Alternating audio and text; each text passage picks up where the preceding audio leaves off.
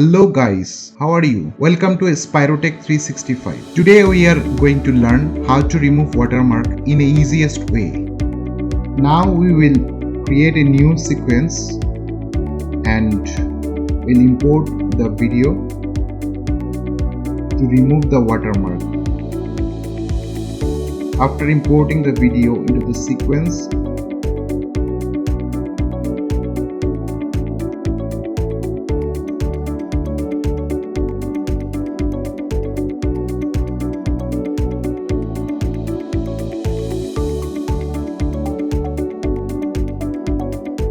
now click the video layer 1 and go to the effects control panel.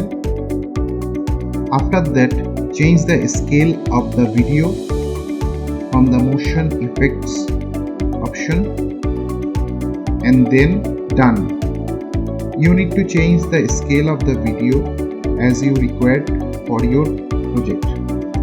Here you can see that the final output is ready and it is completely free of watermark.